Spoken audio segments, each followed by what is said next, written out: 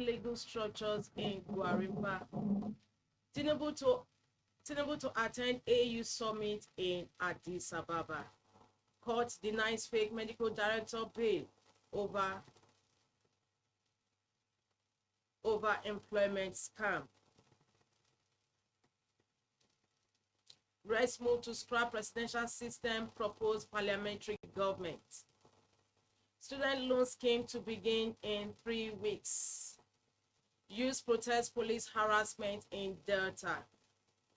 And in sports, Ronaldo scores first goal of 2024 as Al Nassr beat El Fahad.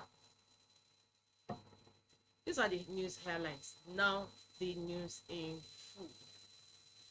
FCTA demolishes 15,000 illegal structures in Guarimpa. The Federal Capital Territory Administration (FCTA) has demolished over 15,000 illegal buildings and shanties in Guarimpa district of the FCT. FCT Director of Development Control Mukhtar Galadima, who spoke to journalists during the demolition exercise, explained that the illegal buildings obstructed Eritrea Road 16 N16 that ran from the Federal Secretariat through Metama, Katape, Jahi, and then to Guarimpa. Galadima said that the engineering department of the FCTA was ready to begin construction on the road as soon as demolition was completed, and that the road contract had already been awarded. Tinubu to attend AU summit in Addis Ababa. President Bola Tinubu will today depart Abuja for Addis Ababa, Ethiopia, to participate in the 37th ordinary session of the Assembly of Heads of State and Government of the African Union (AU). The theme of this year's summit is Educate an African Fit for the 21st Century, building resilient education systems for increased access to inclusive, lifelong quality and relevant learning in Africa. According to a statement by presidential spokesman Ajuri Ngalale, the president will join other African leaders in high-level meeting on institutional reforms of the African Union, peace and security, specific thematic issues such as climate change, as well as modalities of participation and priorities of the continental body in the G20.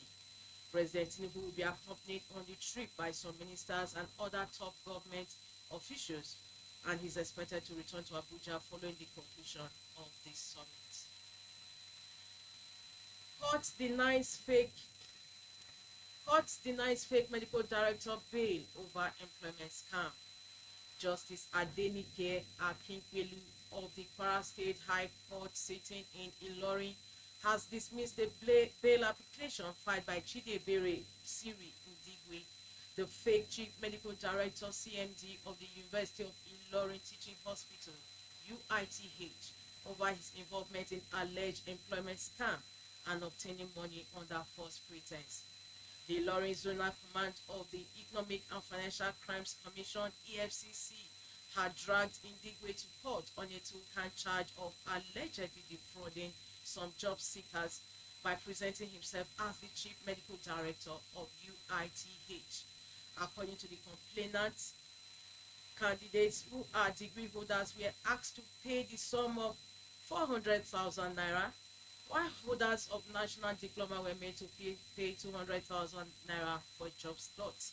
It was alleged that the defendant had obtained about 18 million naira from job seekers before it was discovered that the employment offers were fake. In another development, Reps move to scrap presidential system, proposed parliamentary government. The House of Representatives has taken a major step to scrap the current presidential system of government and replace it with a parliamentary system. This is as the House introduced 3 bills seeking to alter the Constitution of the Federal Republic of Nigeria 1999 to allow transition from the current presidential system to a parliamentary system at all levels of government, federal, state, and local. The bills, namely Constitution of the Federal Republic of Nigeria 1999 Alteration B 2024, HB.1115, HB.1116, and HB.1117, sponsored by Honorable Kingsley Chinda, the minority leader, and 59 others, passed through the first reading at plenary on Wednesday. Addressing journalists on the general principles of the bills, spokesperson for sponsors, Honorable Abdul Samad Dasuki, PDP Sokoto, said the proposed alterations, when passed, will significantly impact the national political landscape.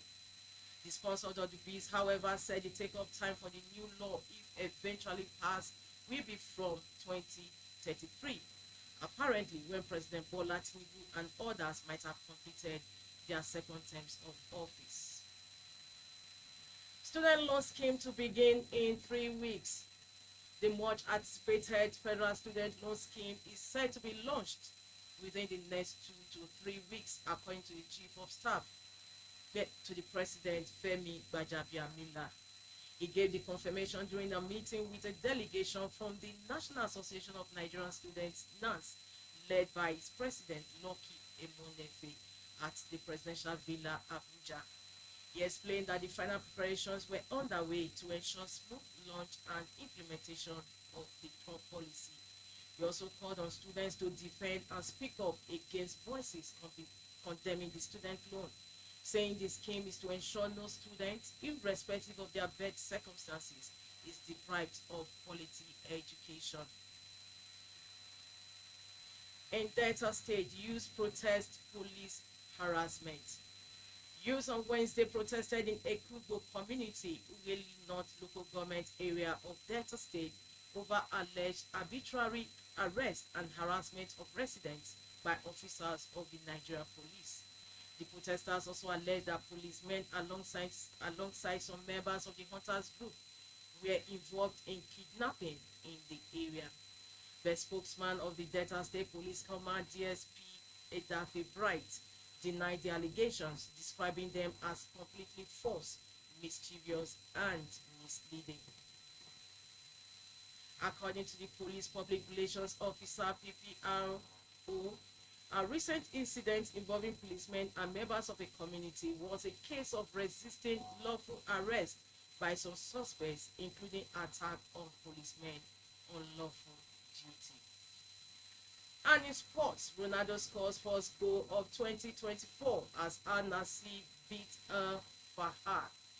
Cristiano Ronaldo scored his first goal of 2024 to give Al Nassr a 1-0 win over fellow Saudi Arabian club Al Fahad in the first leg of the Asian Champions League's round of 16 on Wednesday night.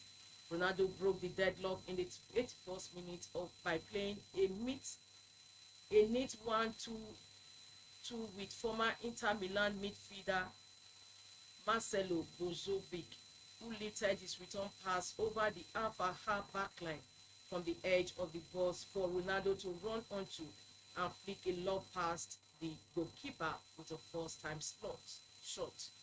Sportnet.ca reports that Saudi Arabia has 4 teams that reached the knockout round, which is split into 2 geographical zones until the final. 4-time winner Al Hilal travels to Iran to take on Sepafa on Thursday, while Al Ittihad meets Navapur of Uzbekistan. Well, that's the end of this news at noon. My name is Winifred Ugwebo. Don't forget to join us at 4 for another news. Bye. Thank you for watching. For sponsorship and advert placements, please contact 080 3688 61